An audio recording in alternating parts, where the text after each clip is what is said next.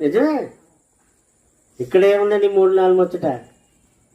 ఈ 3-4 ముచ్చట్లో మనం ఆరితేరిపోతుంటుంటాం, ఏదో తన్మయం చెందిపోతుంటాం, ఏదో సాధించాలా, ఎక్కడికో వెళ్ళాలా, ఏదో ఏదో ఏదో ఏదో.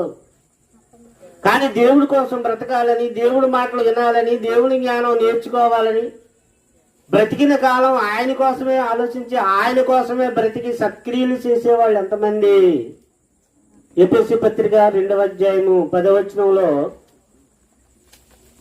మనము సత్క్రియలు చేయడానికి దేవుడు ముందుగా నిర్ణయించుకున్నాడనే వాక్యాన్ని మనం చదువుతాం.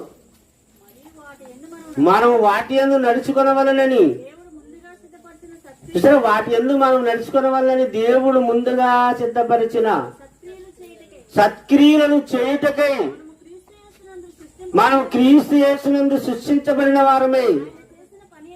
ఆయన చేసిన పని, ఆయన స్వహస్తాలతో ఆయన చేసిన పని నువ్వు నేను మనము ఎవరు చేశారు? నిన్ను నన్ను చేసింది ఎవరో? ఆదామును చేసింది ఎవరో?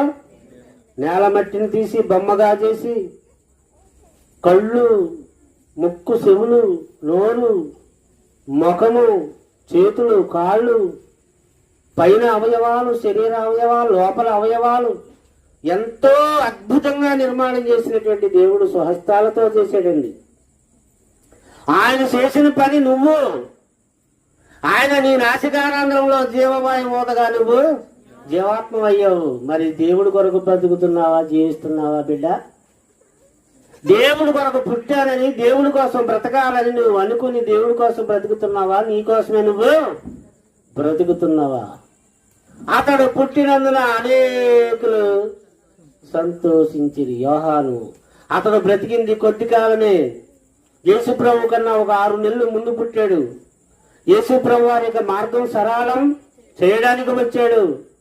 అరణ్యములో ఎలుగెత్తు ఒకరి శబ్దం వంటి వాడిని అన్నాడు, ఇదిగో నీ పాదముల చెప్పులు వారు మోయుట ఇప్పుటకు కూడా నేను యోగ్యుణ్ణి కానన్నాడు. నువ్వు ఎచ్చవలసి ఉన్నది, నేను తగ్గవలసి ఉన్నది, నువ్వు దేవుని కుమారుడు అయ్యా అన్నాడు యేసుక్రీస్తును చూసి. ఆయన ఎచ్చవలసి ఉన్నది, మనము తగ్గవలసి ఉన్నది.